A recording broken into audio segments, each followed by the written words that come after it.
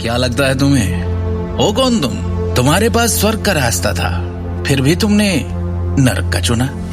पुरी के 30 से अधिक आदमी टेबल के नीचे से 1 मीटर से अधिक लंबी स्टील की छड़ें निकालने के लिए आगे बढ़े और शिवम की ओर दौड़ पड़े। उनकी प्रत्येक गतिविधि तेज लेकिन हिंसक थी। जैसे ही उन्होंने अपनी स्टील की छड़ें शिवम की खोपड़ी की ओर घुमाई, ऐसा लगा जैसे शिवम की मौत आज निश्चित है। क्या होगा शिवम का? क्या वो स्काई टावर से जिंदा निकल पाएगा? एक आदमी ने उसकी ओर एक लोहे की छड़ फेंकी, पर इसके पहले कि वो शिवम को छूती, उसने उसे हवा में ही पकड़कर कांच की तरह चकनाचूर कर दिया। अगले ही पल में वो बिना किसी हिचकिचाहट के उन आदमियों की भीड़ में आगे बढ़ा।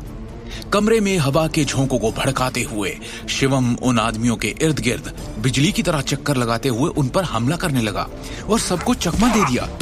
उसकी हरकतें इतनी तेज थी कि नंगी आंखों से केवल उसके बाद के चित्र देखे जा सकते थे। चारों ओर सिर्फ टकराने की आवाजें आ रही थी। जमीन से लोहे की छड़ों में से एक को उठाकर शिवम ने अपने रास्ते में आने वाले सभी लोगों को मारना शुरू कर दिया। अपने विरोधियों को जवाबी कार्रवाई का कोई मौका नहीं दिया। इस लड़ाई के दौरान दर्जनों लोग शिवम के शरीर पर एक खरोंच भी नहीं लगा पाए, लेकिन शिवम उन पर लगातार हमले किए जा रहा था। बोल! शिवम ने जगनपुरी को ठंडी मगर क्रोध भरी नजर से देखा। किसके कहने पर तू ये कर रहा है सब? ये पूरी अपनी सीट पर सहमा सा बैठा था। उसकी आंखों के सामने जो हुआ वो अब भी वो हजम नहीं कर पा रहा था। शायद वो विश्वास ही नहीं करना चाह रहा था कि कोई ऐसा आएगा जो उसे हिला के रख देगा। उसे जो जानकारी मिली थी उसके अनुसार शिवम गांधी एक मामूली आदमी और निकम्मा दामाद था, और जो जमीन पर पड़े थे वो निर्दयी हिंसक गुंडे कई जान ले चुके थे, खून का स्वाद चख चुके थे और कोई उन्हें आज तक छू भी नहीं सका था। इतने सालों तक अनगिनत क्षेत्रों पर विजय प्राप्त करने के बाद आज उन्हें शर्मनाक हार मिली। शिवम जैसे आदमी ने उन्हें एक पल में धूल चटा दी।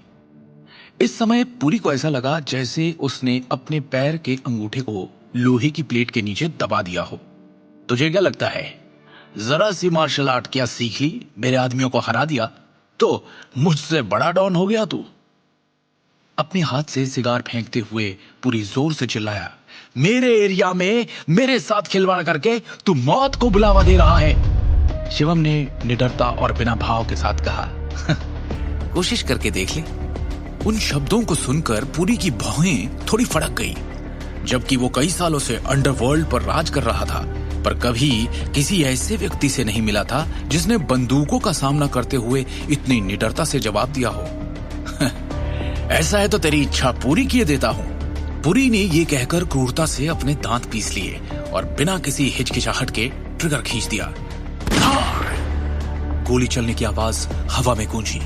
ठंडी स्टील बैरल से चमचमाती बुलेट धुएं के गुबार के साथ तेजी से शिवम की दिशा में निकली। पर हैरानी की बात यह थी कि गोली के आवाज के साथ ही डरने के बजाय शिवम ने अचानक अपने भावहीन चेहरे पर एक खतरनाक मुस्कान प्रकट की। उसने एक हरकत की और पल भर में ही अपनी जगह से गायब हो गया, अपने पीछे केवल एक छवि छोड़कर।